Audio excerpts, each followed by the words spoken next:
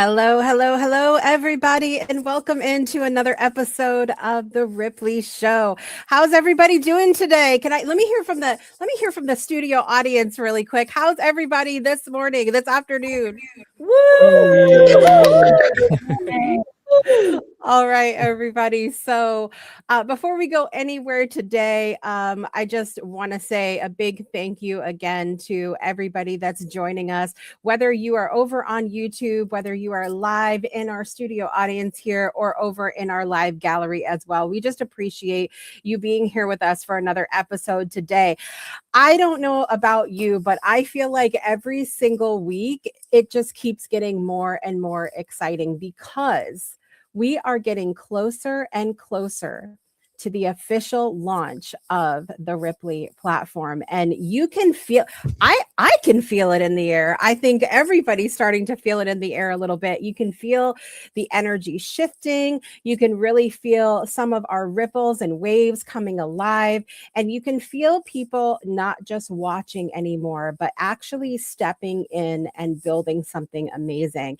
And honestly, we're having a lot of fun doing it. Between this show and the Rippily Dive on Saturdays, we're not just talking about what's possible anymore. We're actually doing it. We are testing, experimenting, playing, learning, sometimes breaking things here and there. I mean, what's a party without breaking something, I guess, and then figuring it out together. So that's what makes this so different. Now, with all of this happening, I do want to anchor something really important for everyone here today. If you are bringing people into Rippily, if you're telling people about it, if you're like, you have to see this thing I've been talking about, make sure, especially for those people who are in the beta program here in Rippily, that you're pointing them towards the Rippily Central wave inside Rippily, because that is where people are going to get the most accurate, up-to-date information that we offer here on the platform. Things are evolving very quickly right now. Features are changing, improving, expanding, and Rippily Central is becoming that real home base where people can land and actually understand what's going on Rippily. And coming very soon, super excited, we're going to have a dedicated Ripple where you will be able to access past episodes of the Rippily Show and the Rippily Dive, all of the assets that you need for those things. And so everything that we have been building, teaching, and exploring is going to be easy to revisit and share, which is huge. So if you are thinking, I want people to get this, I want them to see what I'm seeing, start there. Bring people over to Rippily Central. So without further ado, we have a great show today. We're going to be spending the month of April talking about design principles when we're building virtual spaces. And today's episode, we're going to focus on the importance of the user experience. So who better to bring into the show, of course, than our beloved creator of Rippily, Claudio Perrone, is here today, everybody. Welcome, Claudio. Yay. Hello, who better? There's a lot of people who are I better. mean, But I'll give it a go. well, you and I've had a lot of conversations about user experience, and Yeah. I feel like that's one thing that is important to you from the developer side of things. Like, what is the experience that people are having when they come into Rippily? But I'm not convinced that with all the experiences that I've had on different platforms, that every developer is as worried about user experience that I've seen you be worried about it. So what are your initial thoughts about this topic, Claudio? So, yeah, as you said, user experience is something that is absolutely crucial to everything I do. Basically, Mm. everything starts from there. But I think, there is definitely an approach on actually saying before writing any feature, right? I would start thinking about what problems are people facing, and Mhm. based on that, I would do like a lot of research on how other platforms would do something, and then you know basically have an educated choice from then on to say, well, let's use that one, but let's adapt it to the context of what we have. However, this is kind of the kind of the platform sort of developer, right? But the thing, what I have in mind is basically this: there are four kinds of users, really, when you talk about the user experience. There is the participant who joins the room. There is the host who is hosting the event. There is, who else is there? Well, there is obviously the creator of a ripple, right? Who is Right. also takes a really big impact in the overall user experience. And finally, there's me, right? So I serve a number of people. Hmm. You also need to realize that each of the people who are involved in Rippily, who own a community, who have a community, who participate, they all have some stake into the final experience than the people have. So you need to keep in account, you need to serve the needs of who you're serving, basically. And in my case, I have basically three customers, right? The more direct one is whoever is building rooms, I guess. But then you have the host as well. A room by itself means nothing, right? You still Right. need to host these events, and then the host themselves need to serve the needs of the participants. So that's Right. the first thing I have in mind, like right away when we talk about user experience.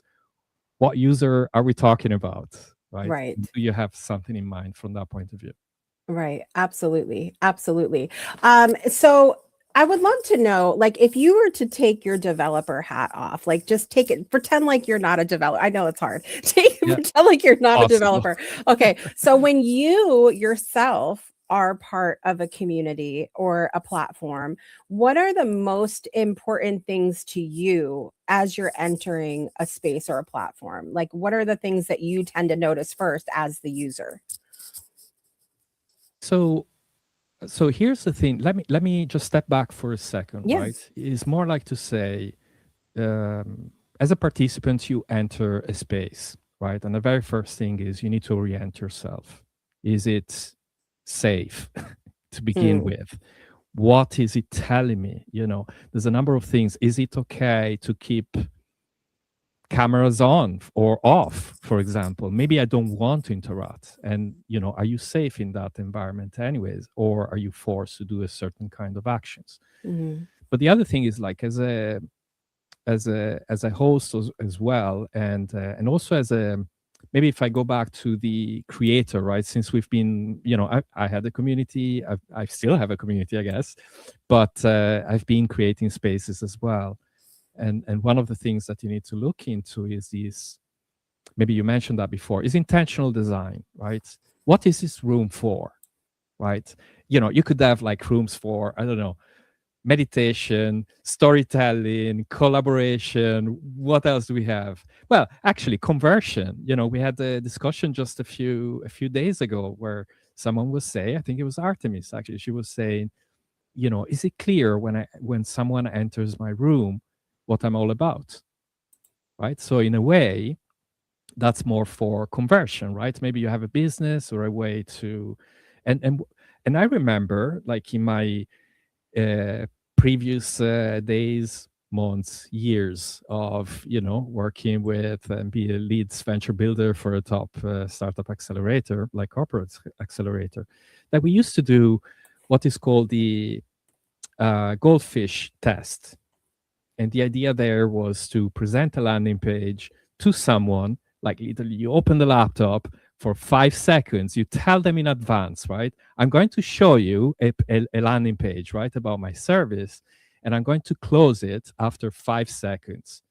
At the end of that, I'm going to ask you, what did you understand of what I'm doing? And I've done it a billion times. I've done it with, people, maybe in a large corporation, we would go like to the floor downstairs. Maybe we would have spent like hours trying to design the perfect page. And then we're all happy. We go there, we do the goldfish test, the 5-second test, and we come back and we say, that's not clear enough, right? And I've done it in coffee shops with friendly strangers, where you show something and you say, what do you understand of what I'm doing? So the thing is, like, maybe we need to think in a way to what kind of impression we give to participants with our own rooms, right? And maybe the extreme is that room is like a landing page. I want to position myself in a certain way, and I want to make sure that people really have a really good impression out of that, right? So what's the value of this is that we can have a lot of theories of what makes like a great design, right? But the reality is it's when you observe people's behavior and you ask maybe right at the moment that you get like real insights, I guess.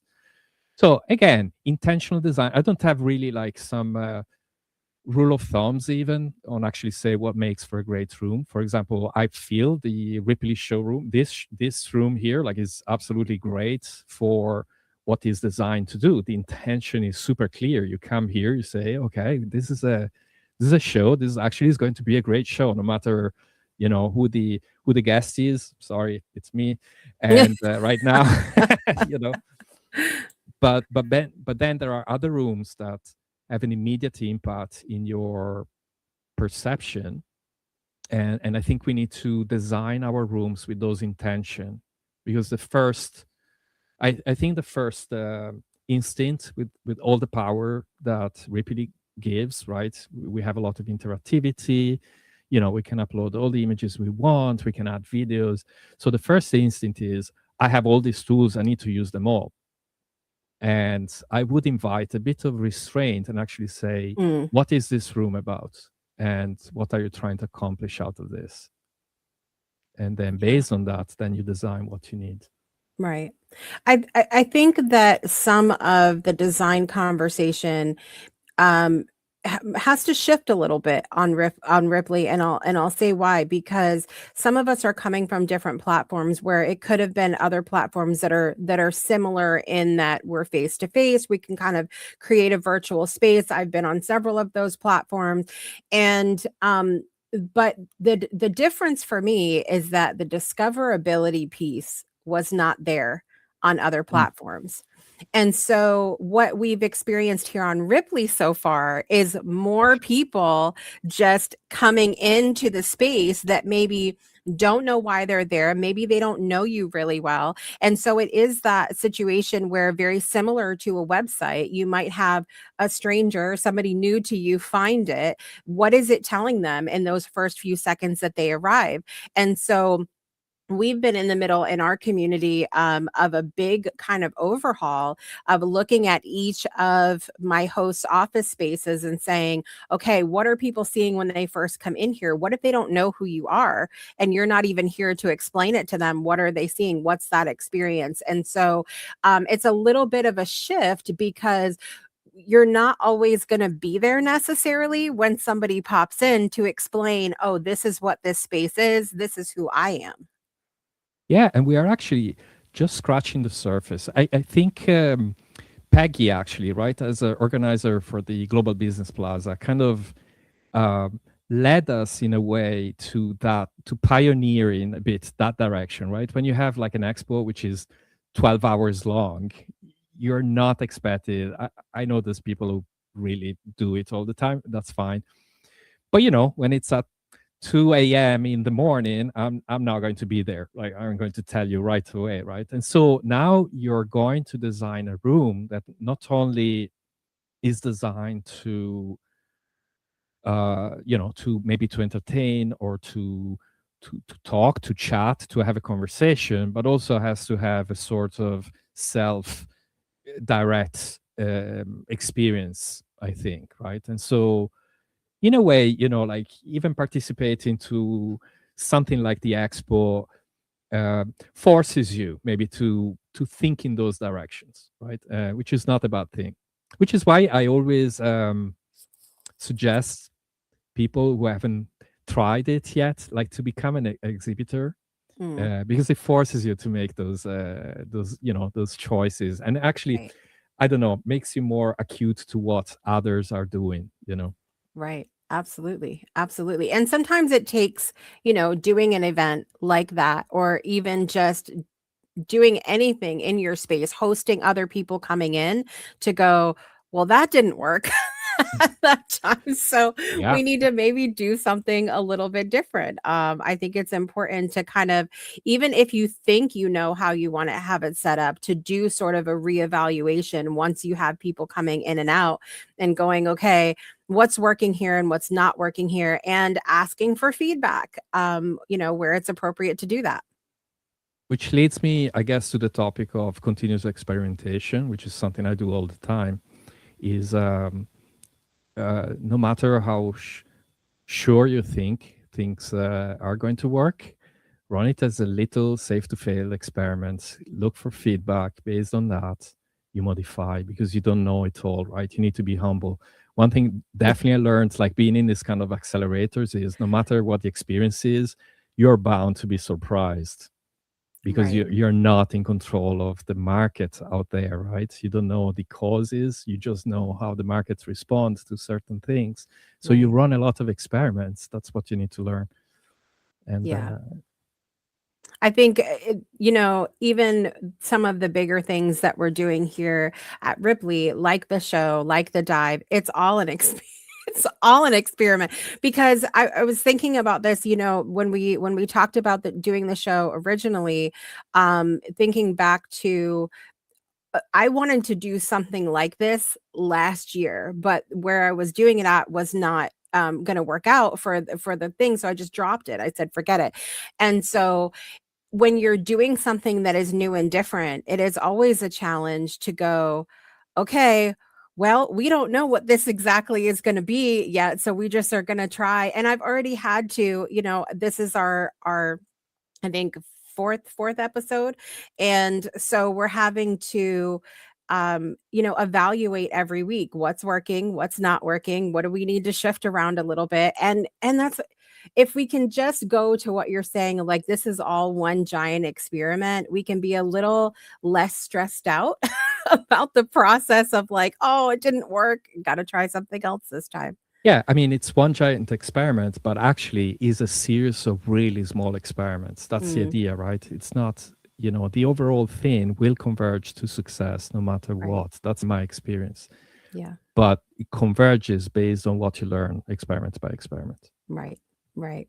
Certain things have had to shift over time. Even I was so proud. I was so proud of my application that I did to be in this show audience. And then I realized I forgot to click one button, which ruined the entire thing. So I had to go back and redo it. But I feel really thankful that the majority of people that we are in this beta experiment with together, that we're all sort of understanding of, we'll just try again. We'll just try it Yeah, again.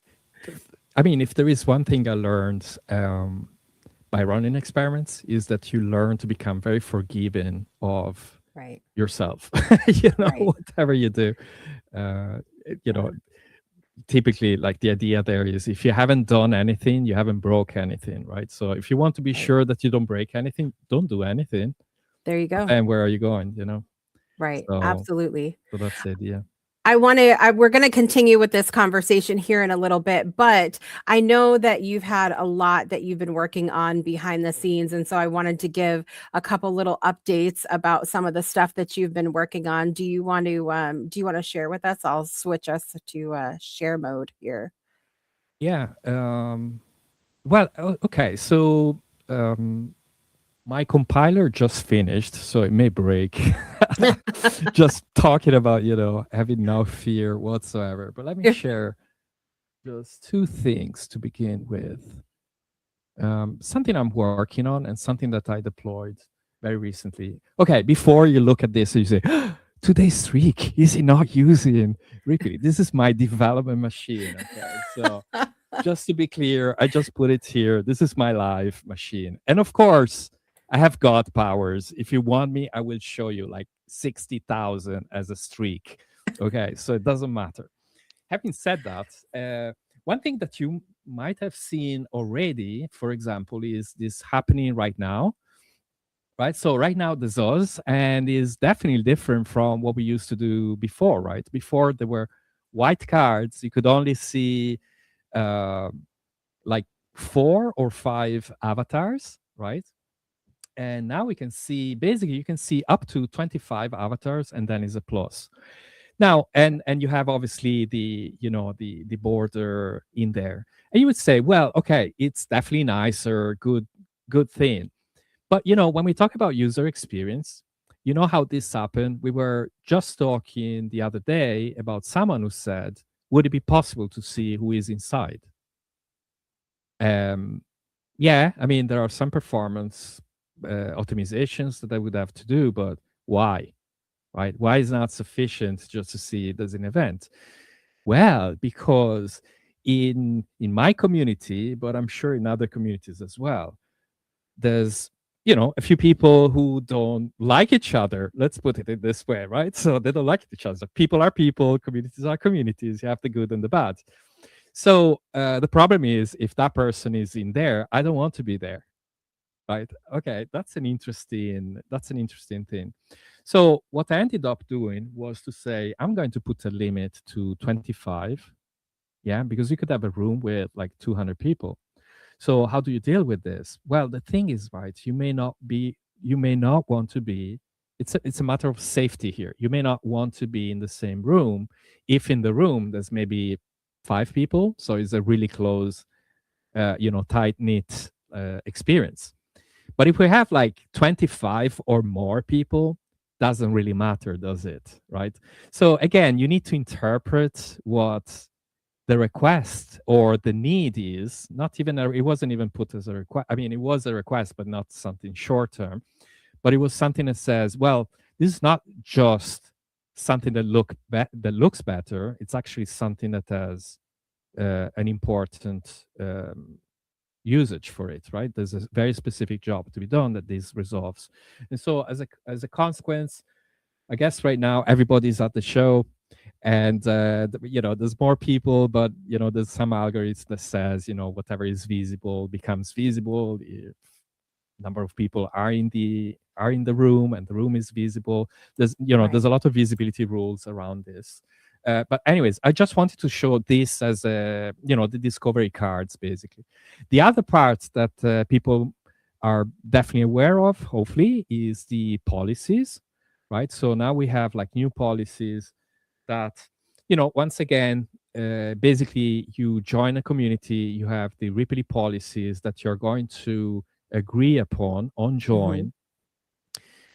But the way those policies are written is that basically they're an initial safety net for any community. Okay, it's a baseline of policies which you need to abide anyways.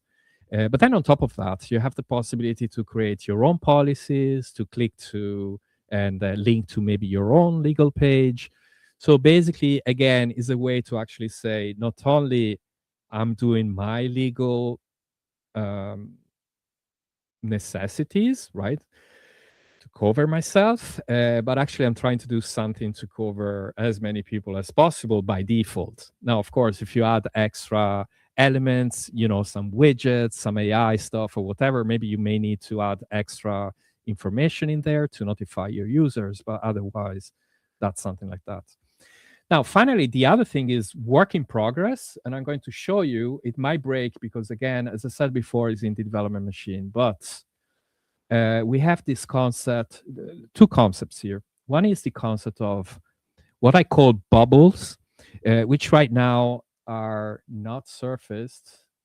They are here, basically, right? So here, the idea there is that we can have a ripple, which is, sorry, we can have a wave, which is basically a community that contains ripples or rooms. Like in this case, we have 2 rooms, but also we have these access groups. Okay. I call them in code, they're called bubbles. I didn't know if to introduce a new term, but basically it's an access group.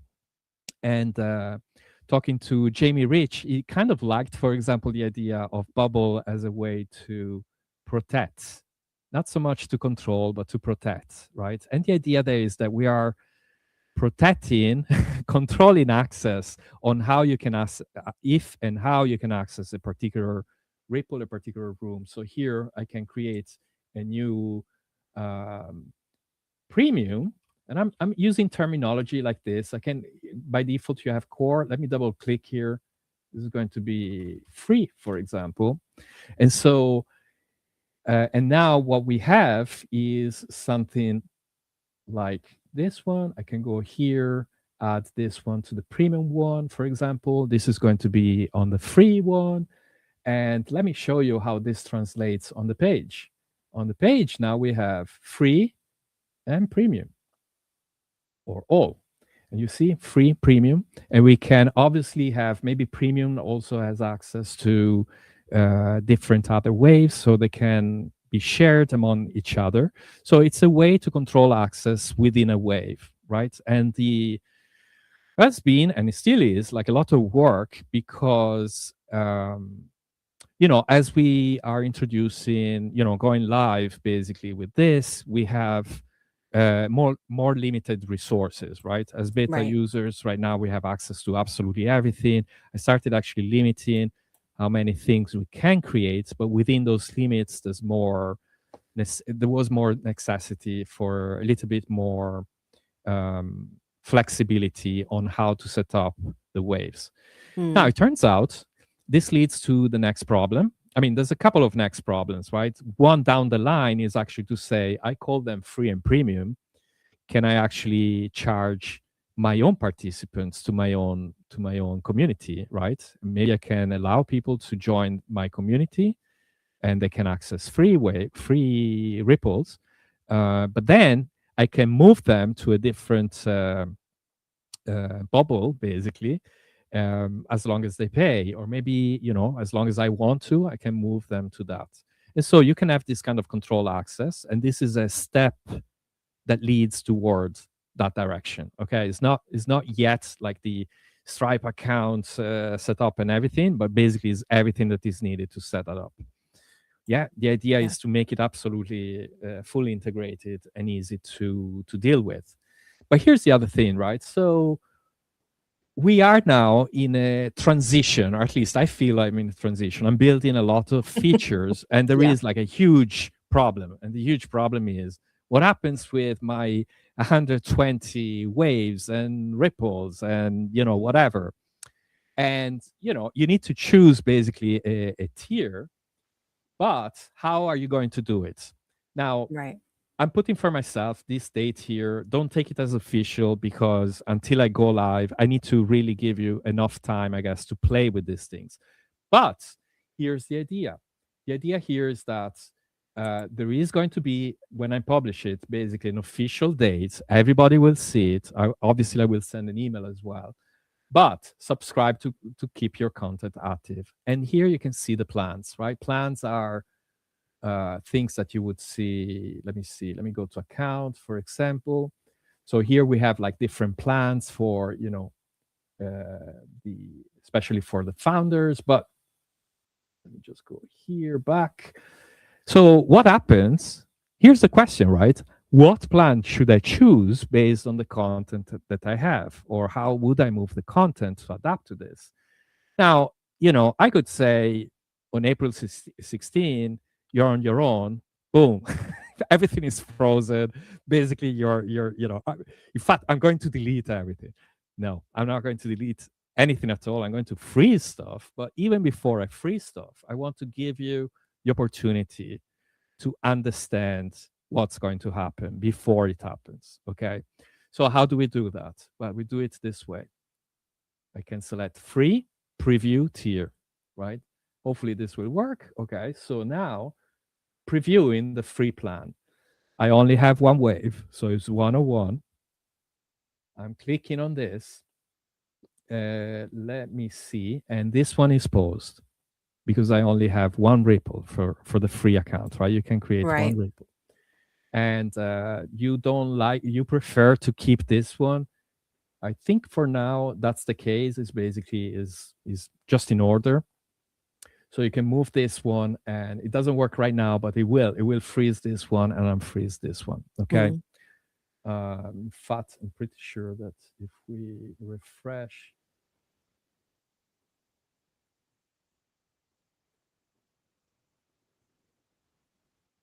no, it doesn't work. But basically the idea there is whatever is in first position. I may do even something more clever, but I don't Right. want to keep pushing, right? Pushing the deadline. I But think the it's a idea good there is, idea though for people to be able to see what they have versus what they could have, or if they change because it does, even though a lot of us are on different platforms where we might see a lot of people do those checklists, right, where you have the smallest plan and then more checks appear as the plans go up. It we don't yeah. always visually see it, and I think this will help people be able to I visually mean, see it. the thing is, like in many platforms, I mean, this is not the problem for new users, right? A new user will basically see ripple limits reached, and maybe you have like a let's call it like an upsell, right? It will give you an Hmm. indication, or you may want to go to the next plan. So this is not a problem that most platform have. The problem is that we are in this kind of transition where we have a lot of people who have, for now, in limited access because of the beta, and we are Right. transitioning to a different level. So all this kind of freeze and freeze, this is not going to happen for a new user. And also this freeze and freeze is going to stop the minute we go live. Okay, so what my goal is to give you enough time to plan it out, and then instead of delete them, I will just keep them frozen. Then Right. it's your opportunity to delete them, or maybe in the future you may want to go to a bigger plan. Right. But generally wise, you have the assets in your, usually you have your local assets, so it probably is not a big deal to recreate a room whenever is the right time. But Right. that's my plan, at least. Right. Right. Well, I think this gives people a good first look at what's coming, and there will definitely be more to come about this as our Yeah. weeks go on here, both on the Ripley Show and in the Dive on Sundays and or Wait, Saturdays. not Excuse me. weeks gone. Hopefully days gone. I have enough of this. Well, we can only get so much into a 45-minute episode, Claudio, That is the is true. thing. So That is there will be more. There will be more for sure. I want to bring on a friend of ours, my fabulous co-host here on the Ripley Show, who does such a great job of hyping up our audience. We're going to bring Miss Peggy McCartha onto the show as we get our community polls going here. I have a poll for everyone that I am putting in the chat. Peggy, do you want to read everybody what our poll is today? I do. When you enter a new virtual space, what matters most in the first 30 seconds? And this is something we talk about all the time. So I love that this is the poll today. What is it? Love it. We have some good options here. I know exactly where to go and what to do. It feels welcoming and comfortable. It looks visually impressive. Someone greets or guides me, or I can explore freely without instructions. What's the one? I know it's hard to pick one sometimes, but what matters most to you? You know me. I like having a video telling me what to do and then let me go. Let me push buttons. Let me explore. Love it. Yeah, I think that would be it for me. I know exactly where to go and what to do. Like whether that's through someone greeting me or there's clear Right. instructions there, or a good signpost. Claudio uses the term breadcrumbs, to lead us Yeah. to different places, right? And so it could be different things, but I think I need to know where to go and what to do. That would be mine. Out of those options, what would be your number one pick, Claudio? I can explore freely without instruction. That's what I Mm. put.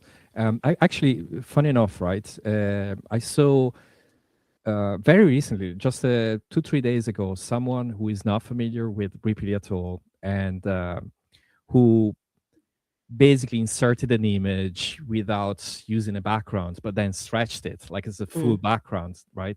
And then was trying to, and had the media zone. Media zones go at the very bottom, and so it was behind that image. So you start sharing, it was invisible, right?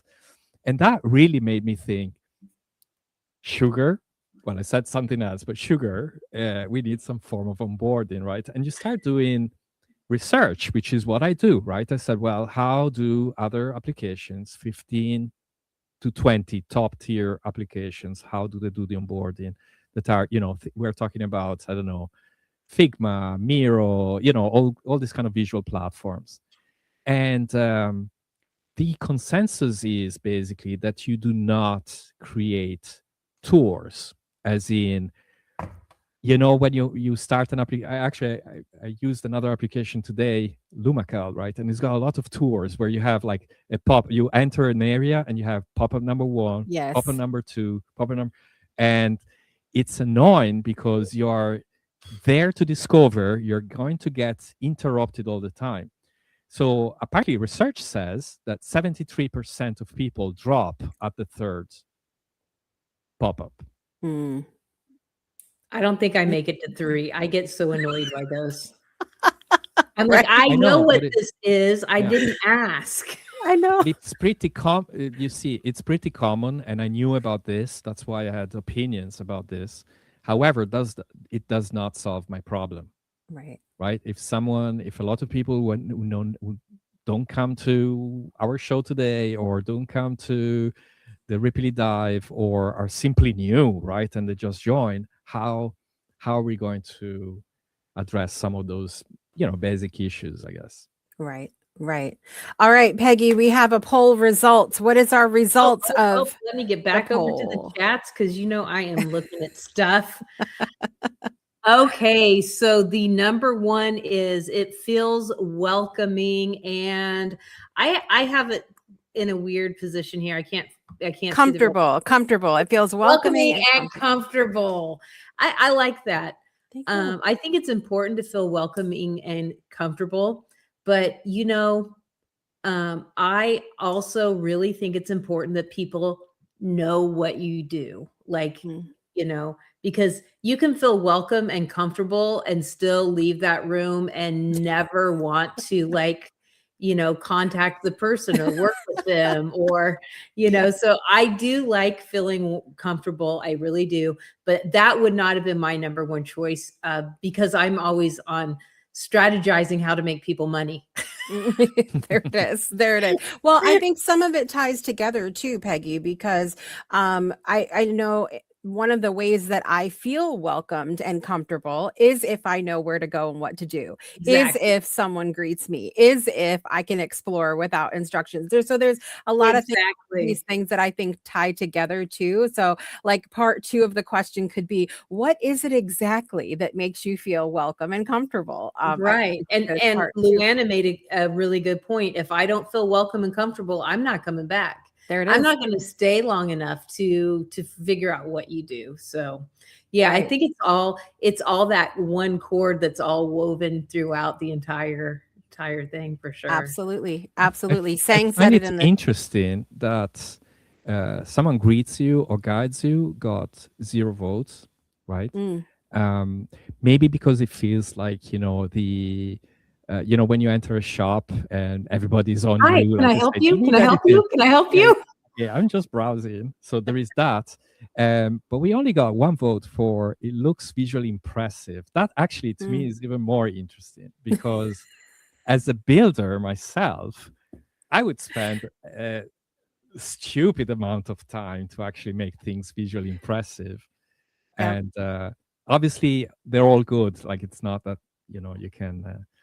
But it's funny because it doesn't reflect the amount of investment that I guess I make when I build a room. Right. Well, I mean, let's make it impressive. It makes a point that I was making about something else recently, about how, if an event is about the people, if it's about, the experience or whatever, or the business or whatever, then we need to be less worried about perhaps building something out that has 50 scenes and all these other things.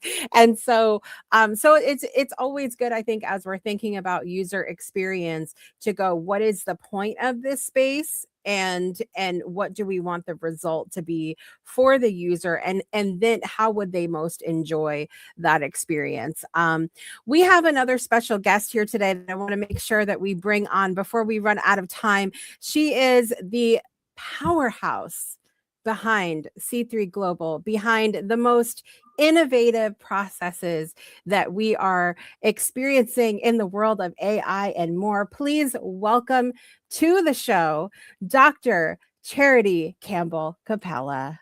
Let me Welcome, Dr. CK. I'm going to that bit of audio and I'm going to put it everywhere. Literally, when I walk into a room, I'm just going to click play. As you should. As you should. That's what's going to happen. Hey, everybody. Happy Tuesday. Welcome. Welcome. Tuesday. It's so good to see you. It's good to be seen and to see all of you as well. What are some of your thoughts about our topic today, Dr. CK? We've been talking all about the importance of building for the user experience. Yeah, I've made the mistake of building for my own experience and then wondered why nobody stayed in the rooms, why nobody was just like, this is fire. Why y'all not here? Because it's not them. It's not for them. But when I started actually listening to the feedback of the people who I wanted to be in my place. See, that's a difference. Okay. So y'all who know me, you know, I'm a straight shooter. I'm a sharp shooter. I'm gonna tell you like it is. There are some people who come into their space and they give a ton of feedback and it's a bit negative and you just know that they're not your people anyway. Just say, thank you so much for your opinion. I respect your perspective. That's it. But I build for the people who I know show up. I build for the people who want to be in the space. And most importantly, I try to think about what would benefit them most. You know, what would make them come into a space and be like, oh, this feels like home. You know, even though it's virtually, this feels like home, or this feels like, you know, family. It feels like community. And so, yeah, that's what I usually do when I come to build. Yeah, I agree with you. And I think that that's an interesting part of this conversation too, that as we are, you know, testing out the spaces that we're building, to make sure that we're asking for feedback from the people that would use those spaces. People that are not going to use the spaces, they might have a great opinion, but are they ultimately who you're trying to please in the process? You are an incredible visual designer of these virtual spaces. Can we see something? Do you have something pulled up that we can see? I'm gonna switch this over. Do you want to see? Do you all want to see? Yes. If you want to see, type a 1 in the chat. Yeah. Let me see. Type a 1 in the chat if you want to see. I'm just saying. Now I know Claudio is like, yeah, let me see so I can. I want to see. I'm pushing the button. I'm pushing the button. That's what I'm. I got hearts. I got hearts. I put 100. You put 100. Okay. So I'm gonna share something new and different with you. Something that, you know, and it's when I say it's new and different, I really mean that. This is called the Diversity and Inclusion Lounge. It's Diversity and Equity, Inclusion Lounge. So that's why you see, you know, different faces, indigenous faces and things in the actual room. And this is for a prospective client. Their company is called Diversity Beans. And they're all about these little jelly beans that look one way on the outside, but when you bite into it, it's a completely different flavor, like something you would not have expected. Oh, wow. And their messaging is sick. Like, Peggy, you would love it. Their messaging is just absolutely crazy. And so I'm like, what would be amazing? And I got my little jelly bean seats and things. I'm just trying to make sure that I have them perfect, Claudio, because you know how I am when it comes to designing the little seats. So I'm like, I didn't find the right jelly bean texture yet for the seat. So I'm still working on that. But when they come into the space, one, I want them to feel like it's on brand. I want them to first acknowledge like, oh yeah, this feels like Diversity Beans. This feels like, you know, the message. It feels like the purpose. But then also too, I created a little like assessment and I embedded it at the bottom of the room. Okay. I think it's going to get good here, Claudio. So what I want to say about Rippily, first of all, is that the embed is just, can I say this word? It is so sexy. Can I say that word? Yes. Oh my goodness. The embed. Look how flawlessly it just comes straight in there. Yeah. So then, and I love this because the client can have different diversity workshops, and they're at the top, they're talking, discussing, sharing, and then the client can say, okay, so let's talk about implicit bias. Let's talk about assumptions. And I have a little assessment. It won't take long. I just want you to scroll down to the bottom, click begin assessments, and answer these questions. Okay. I'm not going to go over all of them, but I do want to go over the first one because I want to hear everyone's take on it. Okay. So you're hiring a pastry chef. 2 candidates have identical resumes. One arrives in a flour dusted apron, just flour all over the place. And then the other wears a sharp blazer. Now, who do you invite back for a tasting? If you say the flour dusted apron, type 1 in the chat. If you say the sharp blazer, type 2. And if you say, I don't know, type 3. Let's see what you say. Now I'm gonna ask Claudio. Claudio, I don't know what the blazer is. Exactly. I don't know what. Like a suit. Like a suit. Yeah, like a suit coat. Okay. Yeah. Mm-hmm. Yeah.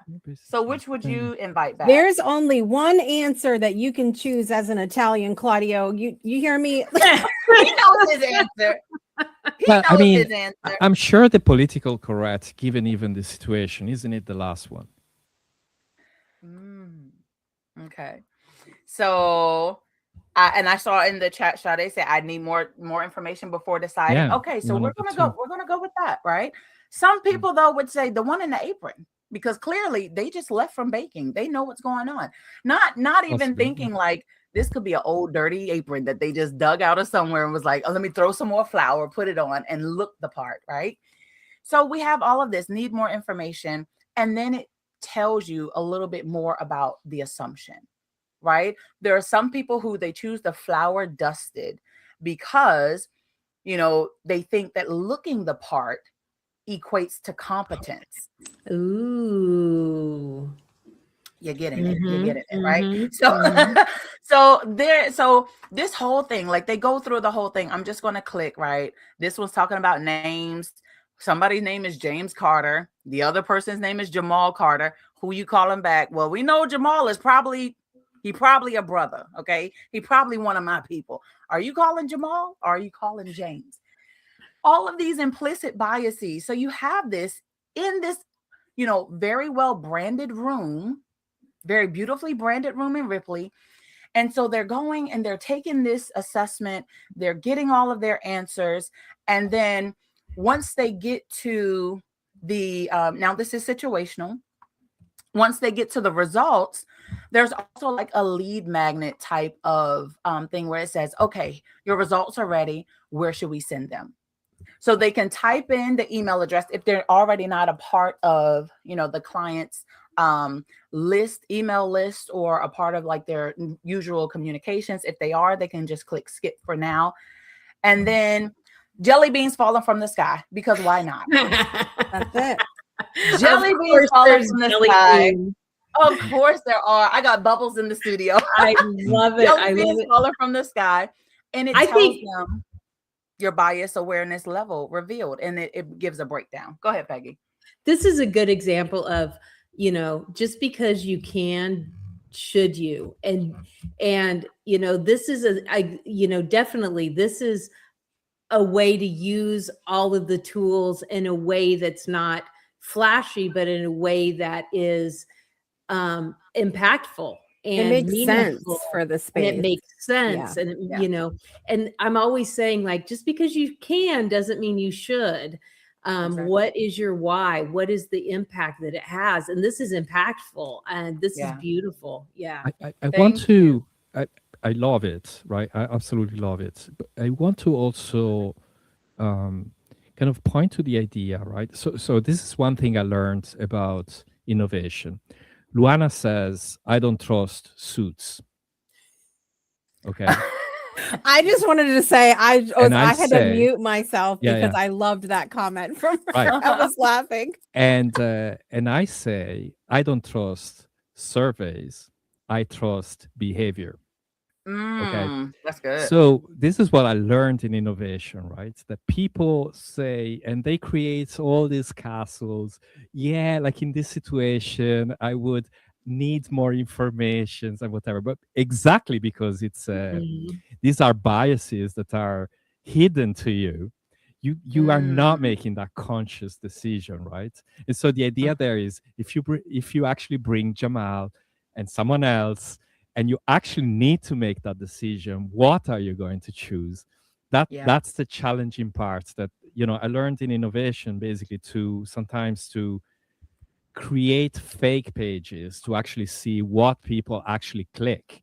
Because if I say, do you like my shirt? Oh yeah, it's lovely, Claudia, whatever. Well, I'm going to sell it to you for $5. Would you buy it? Maybe not, right? So you know what I mean? There is a difference between what people state and what people actually do. Behavior. But at the same time, you can still, this to me, like, I love this, but at the same time, I'm kind of thinking, what kind of behaviors could we bake into Rippily, for example, in some rooms where actually people do some actions that we can observe? What kind of little experiments can you do, right? Because it's highly interactive. You can do a lot of stuff. So that's something, food for thought. Yeah. I like it. That could be another scene. Is that, okay, this is what you said. Now let's see what you actually do. Let's see what that looks like. Without telling them that you're observing them. Yeah. Exactly. Yeah, I like that. You could literally create situations and scenarios like a storytelling thing, right? To see what are they actually clicking, right? You have 4 people, you don't describe them, they all say maybe different things. Which one are they doing? And then you move on. I love that. Amazing. I'm going back to the replay and stealing that. Thank you, Claudio. Appreciate you. Let's go. Let's take one more look. If you can scroll back up there, CK, at the top of we just want to take one more peek at this beautiful space. Because I it's want to always show you the breakouts. Oh yes, let's see that. Let's see that. Let's show the breakouts just real quick. Branded breakouts. Oh, so let me just tell you. Goodness. Let me just tell you, I cannot take any credit for the way this is laid out. One of the things that I love about this particular community, which is what Rippily has become for so many of us, is that you see something and you're like, whoa, light bulb pops on. And it's like, okay, how could I do that? And make it a part of what I do. I got this idea from Peggy. Let me tell y'all, I may stalk Peggy's spaces sometimes. Okay. Peggy and Jessica. Maybe. I'm just going to say. Once in a while. Maybe not. No confession. But I look at these spaces and I'm like, oh my God, this is fire. How could I do that? And so I haven't figured out how to do it for myself yet, Peggy, because there's no specific use case yet. But for the client, though, I was like, after they take this assessment and they're still in this workshop, then they can say, okay, you and a partner are going to discuss your results. Mm-hmm. You're going to have, and the beautiful thing is Rippily already comes with a timer. You can set a time sequence and say, hey, you're going to get 3 minutes. Everybody's just going to be talking to the person you're in the room with. You hear the clock clicking. You're only talking to the person in that space. You can't see anybody else. You can see them, grayed out a little bit, but you can't hear them. So you're able to focus. And this is so innovative. You're looking and like, oh, wow, everybody's talking and laughing and having fun. It's a beautiful experience. And so then after that's over, and you come back and you say, okay, now let's talk about what you and your partner shared. So that's the whole experience I wanted to share. Okay. I love it. I love this room. I love it. Can we do spin beans or something like that? We need to do Speed beans. Speed beaning. Speed beaning. Speed beaning. Speed beans. speed beaning. Who needs Oh speed my God. networking when you can speed bean? If you Yeah. make any kind of room or Ripple that looks like that, Claudio is going to suggest speed something. Yes. Yeah. Whatever it is, because I think that's just ingrained in Claudio's trajectory. Like that's I just like what Well, you have to. I feel that I push Claudio to perfect the zones and the snapshots, being able to Oh, yeah. move snapshots just for speed Yes. networking. And this is Dr. CK, your images are just gorgeous. Like this, So this just makes my heart so proud. This is so Well, beautiful. thank you for the Absolutely. idea, for sure. Absolutely. Yeah. Dr. CK, do you want to tell everybody where they can find you and all that good stuff in case we have some folks that are like, I need, jelly beans everywhere? Yes, you can find me at my actually you can come into any one of my ripples. You can find me sometimes. I may be here in my office. You can come and find me anywhere in the C3 Global HQ. That's right there in Rippily. Or you can, and y'all see my little, she's my agent. She will tell you where to Welcome go. to the Lux Okay? Lobby at She'll let C3 you know Global. what's going on. And also you can find me at c3global.co, c3global.co. And 4 days out of the week, you can find me right here in our co-working community. There's Jessica's little pod right there. You see, she earned it, and so did Sang. Okay, there's no favoritism. They earned it. They showed up for 90 days to co-working, and they earned their pod. You have people like Claudio who don't care about the points, but every time they make a change in Rippily, they get points because I see the changes. So you're moving on up, Claudio, even though you haven't show been up there. really quick. Really quick, you have to show them the water. So we have the hydration station, and when you come to our co-working, you do get points for hydration because we sit for 2 hours. You get points for moving and for refilling, hydrating. There you go. Hydration right there. All thanks to I'll have to Claudio go and run for a bio break after because absolutely, because it sounds like you got to go to the bathroom. That's it. It's dangerous. It's really dangerous.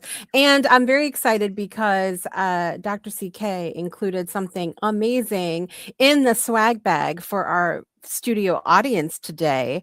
So those of you that get your swag bag, you want to tell people what you included in there?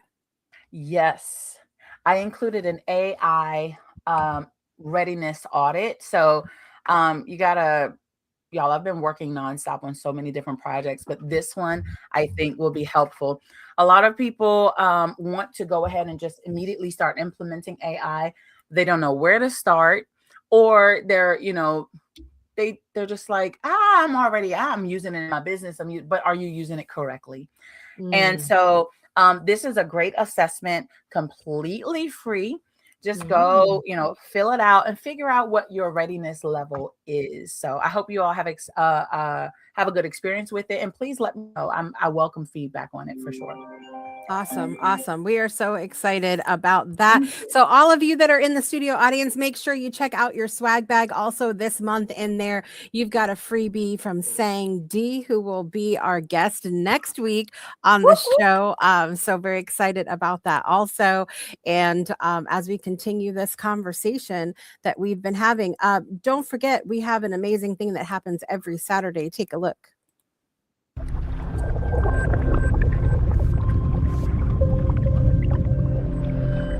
Saturday at 11:30 a.m.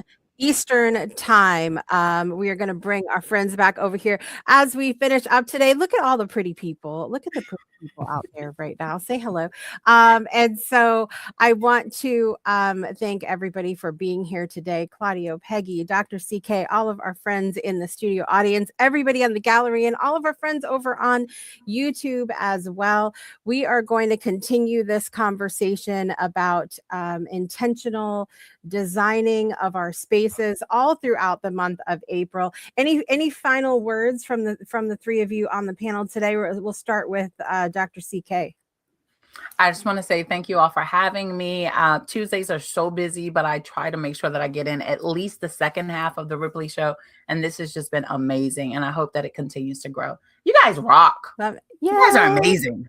Woo, there it is. All right, Peggy, final words. I mean, I have to agree. We are amazing. I mean, But not just us, not just the people that you see up here. Us, if you are hearing this, you are amazing. Continue to be creative and continue to grow. And I look forward to seeing you at the expo. So you better hunt me down and find out more information about that. There it is. There it is. Final words from Claudio. I don't know what to say. I'm just going to say, be patient. I'm head down trying to finish this stuff, and soon we will have news, hopefully. Awesome. Sounds great. We are Oh, all but very wait, just excited. the last thing is, together with coffee as a coder, I'm going to leave right now and just buy some jelly bean. Yeah. That's it. That's me. There it is. You heard it here first, everybody. Okay. Thank And you. what a lovely time of the year to find jelly beans out everywhere as well. It is. It is very, I mean, it is timely for sure. But I thank you everybody for being a part of the show today. Every week keeps on expanding the ideas, the creativity, the possibilities. And if you've been watching this today and thinking, okay, I'm ready to actually build something. If you are in beta, Saturday is your moment. Join us for the Rippily Dive every Saturday at 11:30 a.m. Eastern Time, because this week we are wrapping up our 3-part series we've been doing on variables, which has been, I think, a fun time. Anybody agree with me that it's been fun to go through the different variables? And all right. And so this is where everything really comes together. I think one of the best ways to learn about the space you're in is to come and be a part of the community and build things together.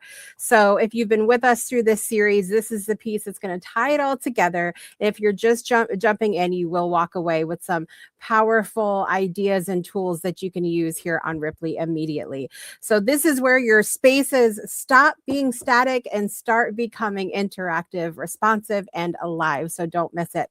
Of course, we'll be right back here next week for another episode of The Rippily Show. As I said, Sang D is going to be here as our special guest. We're very excited about that.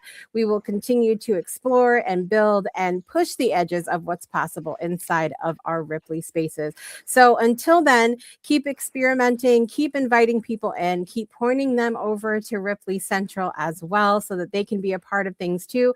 And we will see you Saturday and then back here next week as we continue to experience and explore what is possible. I'm your host, Jessica Dugas, and we will see you again next week, everybody. Bye.